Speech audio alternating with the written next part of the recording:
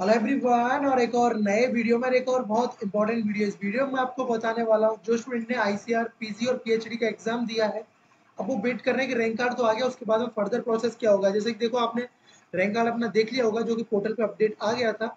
इससे पहले आपने एनटीए का जो आपका पोर्टल था, एनटीए के पोर्टल पर आपने स्कोर कार्ड देखा था, तो देखो उस चीज़ से अब आपको कोई मतलब नहीं है। उस जो पोर्टल से आपको कोई मतलब नहीं है। अब जो भी आपका काम होगा सब इस पोर्टल पे होगा। ICR admission.in पूरा काउंसलिंग प्रोसेस आगे का, अब कब से रजिस्ट्रेशन स्टार्ट होगा, आगे कैसे क्या प्रोसेस होगा, कौन कौन से डॉक्यूमेंट्स अभी आप बनवा के अभी रख लें, वरना बाद में आपको दिक्कत होगा, फिर आपका यूनिवर्सिटी एडमिशन रिजेक्ट करेगा, तो फिर आपको प्रॉब्लम फेस करना पड़ेगा। तो सब कुछ इस वीडियो में बताने वाला हूँ। एक बार अच्छे से देखोगे, थोड़ा वीडियो लंबा हो जाएगा बट देख लोगे तो आपको क्लैरिटी आ जाएगा। देखो, सबसे पहले वेट फॉर द, यहाँ पे क्या लिखा हुआ है, PG and PhD rank card will be available download. देखो आपका डाउनलोड हो गया, आपने देख लिया था। Wait for the choice link we will update soon. आपका जो ये चॉइस लिंक और ये काउंसलिंग है आपका कुछ दिनों के अंदर में, लगभग अराउंड, जैसे आज अगर 13 है तो 13 से 20 के बीच में आपका इसको अपडेट देखने को मिल जाएगा, जिसमें कि आपका पूरा काउंसलिंग वाउचर रिलीज होगा। देन उसमें आपको कॉलेजेस के नाम भी दिए होंगे, देन उसमें दिया होगा। तो देखो मैं आपको लेके चलता हूँ, पहले लास्ट ईयर वाले से मैं आपको दिखाता हूँ कि कौन कौन से डॉक्यूमेंट चाहिए होते हैं और काउंसलिंग प्रोसेस कैसे होता है। सबसे पहले एक चीज़ ध्यान रखिएगा, ये मैं आपको दिखा रहा हूँ, ये लास्ट ईयर का है 2023 का। देखो जो आपका एडमिशन होता है, पीजी के लिए जो एडमिशन होता है, 30% जो आपकी जो स्टेट एग्रीकल्चर यूनिवर्सिटीज होती हैं उनमें जो 30% सीट्स होती हैं, हर एक स्टेट एग्रीकल्चर यूनिवर्सिटी 30% सीट्स होती है, वो आईसीआर पीजी के, आईसीआर जो पीजी का जो एग्जाम होता है, आईसीआर पीजी और पीएचडी का उसके थ्रू होता है। 100% सीट्स इन आपका आईसीआर की जो डीम्ड यूनिवर्सिटीज है, और आपकी सेंट्रल यूनिवर्सिटी जैसे कि रानी लक्ष्मीबाई सेंट्रल एग्रीकल्चर यूनिवर्सिटी, ठीक है ना। देन उसके बाद में आपका डॉक्टर आरपीसी पूसा, और इसके बाद में आईआरआई हब्स, ठीक है ना। आईआरआई के हब्स में बात करते हैं काउंसलिंग प्रोसेस कैसे होगा। देखो कि आपका सबसे पहले तो आपने देखा कि अभी आपका क्या आया है, रैंक कार्ड आया है, ठीक है ना, रैंक कार्ड आया है। रैंक कार्ड आने के बाद में क्या फर्दर प्रोसेस होंगे, रैंक कार्ड आने के बाद में आपका जस्ट आपका काउंसलिंग रजिस्ट्रेशन स्टार्ट होगा। तो आपको क्या करना होगा, पोर्टल पे जाके अपने आप को रजिस्टर करना होगा, रजिस्ट्रेशन करना होगा, जिसमें कि आपको डॉक्यूमेंट्स भी अपलोड करने होते हैं, जिसमें आपको डॉक्यूमेंट्स अपलोड करने होते हैं। तो आप कौन कौन से डॉक्यूमेंट्स आपको अपलोड करने पड़ते हैं वो मैं आपको दिखा दूंगा। रजिस्ट्रेशन के बाद में आपका होगा चॉइस फिलिंग।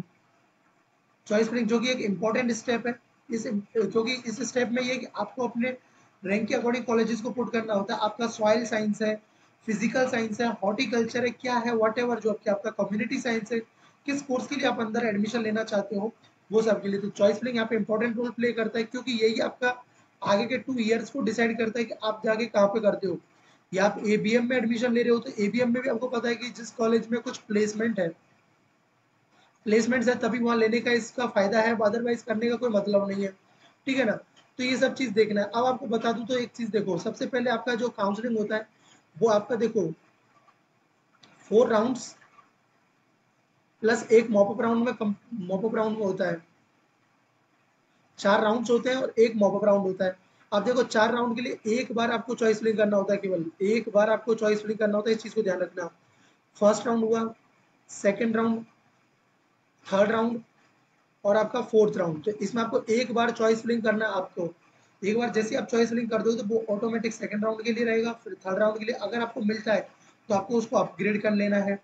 अब कैसे अपग्रेड करना है वो भी मैं आपको बताऊंगा। जब आपको कोई सीट मिल जाता है तो आपको वापस सीट एक्सेप्टेंस फी पे करना होता है, 10,000 रुपीज़, 10,000 रुपीज़ आपको देना होगा। तो बेसिकली आपका इस चीज़ों को जो ध्यान रखना है, जो मैं आपको बता रहा हूँ, आपका जो काउंसलिंग होगा 4 राउंड प्लस एक मॉकअप राउंड में होगा, और आपको एक बार ही चॉइस फिलिंग करने का मौका मिलेगा, तो इसलिए अच्छे से चॉइस फिलिंग करना, कोई भी एक मिस्टेक मत करना, ठीक है ना। जहाँ नहीं जा सकते आप, अगर इनकेस गर्ल्स हो, आपको वहाँ पेरेंट्स अलाउ नहीं करेंगे इतना दूर, तो आप उनको पुट मत करना, वरना फिर आपको वही दिखेगा, वही कॉलेज आपको मिलेगा। और जैसे कि लड़के लोग हैं या कहीं भी जा सकते नहीं, हमको कहीं भी कॉलेज मिल जाए, बस कॉलेज चाहिए हमको इस रैंक पे, तब भाई जो भी आपको दिखे सब पुट कर देना है आपको। बस ध्यान रख लेना कि वो कॉलेज का फैसिलिटीज़ कैसा है, ठीक है ना। आप अपने अपने सीनियर से कांटेक्ट किया होगा, उन्होंने बताया होगा, उनसे भी और अच्छे से आप पूछोगे कि नहीं इसका क्या ओपिनियन है उसके उस कॉलेज के बारे में, तो आप उनसे पूछ के भी इसका राय ले सकते हो, ठीक है ना। और वहाँ पे कैसा फैसिलिटीज़ है, रिसर्च जो आपका वर्क होता है वो प्रॉपर्ली हो रहा है नहीं हो रहा है, ये सब चीज़ों का आपको वहाँ पे ध्यान रखना है, ठीक है ना। और आपका जो कि सबसे इंपॉर्टेंट एक चीज़ होता है, एकेडमिक कैलेंडर।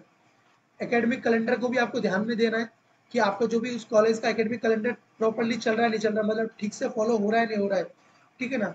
क्योंकि यूनिवर्सिटीज क्या करती है, आपका सेशन डिले कर देती है, तो क्योंकि इनको कोई प्रॉब्लम नहीं, आपका डिग्री को 6 मंथ एक्सटेंड कर देंगी, जितना भी होगा एक सेक्शन एक्सटेंड कर देंगे, तो इस चीज़ का भी आपको ध्यान रखना है। और आपको एक चीज़ और इम्पोर्टेंट जो कि रोल प्ले करता है वो होता है फीस स्ट्रक्चर। क्योंकि भाई आप पीजी कर रहे हो आप, क्योंकि अब ये ऐसा हो जाता है ना कि आपको पेरेंट्स से आप इतना पैसा मांग नहीं सकते हो, तो फीस स्ट्रक्चर को भी जरूर ध्यान में रखना कि आप जितना अफोर्ड कर पाओ उनको ही पुट करना। अगर आप अफोर्डेबल नहीं है तो भाई उसको मत रखना, ठीक है ना। इन सब चीज़ों का आपको ध्यान रखना है। सो ये तो रहा इसके बारे में कि काउंसलिंग प्रोसेस कैसे होगा। मॉपअप राउंड कब होगा? मॉपअप राउंड वही जब आपके 1 से 4th राउंड के बीच में, जब सीट वैकेंट रहता है तब मॉपअप राउंड कंडक्ट कराया जाता है। आप देखो कौन कौन से, देखो जैसे कि लास्ट ईयर का देख रहे हो आप कि यहाँ पे देखो आपका रैंक कार्ड रिलीज हुआ। देखो जब रैंक कार्ड रिलीज हुआ तो उसके देखो कितने टाइम के बाद में, देखो आपको जैसे 39, मतलब आप समझो कि उसकी देखो लगभग 10 डेज के बाद में, 10 से 12 डेज के बाद में आपका देखो आगे का फर्दर प्रोसेस हो गया, रजिस्ट्रेशन, चॉइस फिलिंग, इसमें आपको सीट मैट्रिक्स भी देखने को मिलता है। देन उसके बाद में आपका फर्स्ट राउंड का अलॉटमेंट आता है, तो उसके बाद आपको डॉक्यूमेंट्स अपलोड करना होता है, ये सब फर्दर प्रोसेस होता है। अब आपको बता दो कौन कौन से डॉक्यूमेंट्स आपको अभी रेडी करके रखने, आपके पास नहीं है तो। अब ये जो भी है ऑफिशियल, देखो सबसे पहले आपको आपका डेट ऑफ बर्थ का, ठीक है ना, डेट ऑफ बर्थ के लिए प्रूफ, आपका डेट ऑफ बर्थ का प्रूफ नहीं है तो 10th का मार्कशीट आपका चल जाएगा इसमें। उसके बाद में देखो all certificate, marksheet, reports, 10th और 12th का आपका जो भी सर्टिफिकेट और मार्कशीट दोनों चाहिएगा। तो प्लीज एक चीज, जब आप ऑनलाइन अपलोड करो तो भाई इनका जेरोक्स को अपलोड मत करना। इस चीज को बता रहा हूँ, जेरोक्स को अपलोड मत करना, वरना वो क्या करेंगे, आपको रिजेक्ट भी कर सकते हैं। लेकिन पहले क्या देंगे, पहले वो आपको मार्क देंगे, आपको बोलेंगे आपको एक कि आप इतने टाइम के बीच में आपके ओरिजिनल डॉक्यूमेंट्स अपलोड करो, तो आपको उनका स्कैन कॉपी अपलोड करना है, मतलब आपका जो कलर प्रिंट है वो आपको अपलोड करना है, जेरोक्स अपलोड मत करना। उसके बाद में देखो आप इसको, जो पीजी के स्टूडेंट इस वीडियो को देख रहे हो, दूसरा आपका पीएचडी वाले भी इसको देख रहे हैं, तो देखो ये दोनों आपको सबको रखना है, पहला डॉक्यूमेंट। तीसरा देखो फाइनल ईयर मार्कशीट, देखो अगर जो पीएचडी वाले देख रहे हैं तो भाई उनका यूजी का भी ट्रांसक्रिप्ट और आपका जो पीडीसी, ठीक है ना, आपको लेके रखना है। सर्टिफिकेट और डिग्री देखो ये आपका कंसर्न यूनिवर्सिटी आपको चाहिएगा। उसके बाद में एडमिट कार्ड, आपको एडमिट कार्ड भी इंपॉर्टेंट होता है, जो यूनिवर्स जो आपको आपको जो कि पोर्टल पे जब आपने एनटीए का पोर्टल था जब आप गए थे तब आपने डाउनलोड भी किया होगा। कंफर्मेशन पेज जब आपने जब आपका एग्जाम दिया था तो आपको जब फाइनल आपको आता है ना, कंफर्म करने पे वो आता है। देन आपके बाद में रैंक कार्ड, जो अभी आपका रैंक कार्ड आया तो भाई इसको भी आप सेव करके रख लें। देन उसके बाद में आपका अलॉटमेंट लेटर, जब आपको कॉलेज मिल जाएगा तब आपको अलॉटमेंट लेटर मिलेगा। प्रोविजनल एडमिशन लेटर, जब आप जिस यूनिवर्सिटी को आप ले लोगे तब उससे भी, तो ये अभी नहीं चाहिए आपको, जब आपका काउंसलिंग कंप्लीट होगा, जब कॉलेज आपको अलॉट होगा तब आपको ये चाहिएगा। पासपोर्ट साइज फोटोग्राफ्स आपको चाहिएगा। एक आईडी प्रूफ आपका आधार कार्ड चाहिएगा। आधार कार्ड या कोई भी हो, देखो बैंक पासबुक चल सकता है, आधार कार्ड चल सकता है, जनरली आधार कार्ड होता है तो आप इसको भी आप रख सकते हो। देन उसके बाद में डोमिसाइल। अब देखो जो चीज मैं अभी बता रहा हूँ अच्छे से सुन लो, ठीक है ना। एक तो हुआ आपका डोमिसाइल, ठीक है ना। एक हुआ आपका कास्ट सर्टिफिकेट, आप किसी भी कास्ट से, एससी हुआ, एसटी हुआ, ओबीसी, एनसीएल हुआ या ईडब्ल्यूएच हुआ, भाई आपका जो कास्ट सर्टिफिकेट है वो आपका सेंट्रल वाला होना चाहिए। पहली बात तो सेंट्रल वाला नहीं होगा तो यूनिवर्सिटी एडमिशन नहीं देंगी भाई, ठीक है ना, एडमिशन नहीं देंगी। इसलिए बनवा लो। आपको इसमें जो टाइम लगेगा 2 से 3 दिन और max to max 5 to 7 days का टाइम लगेगा, तो अभी बनवा लो। अगर जब भी वीडियो को देख लो इंश्योर कर लो कि वो आपका सेंट्रल का है या नहीं, ठीक है ना। और आपका अगर ये आपने रिन्यू नहीं करा है तो भाई ये आपका मिनिमम 6 मंथ का, देखो 6 मंथ तक का होना चाहिए। 6 मंथ से पुराना है तो भाई दिक्कत हो सकता है, इसलिए इनको रिन्यू भी करा लें।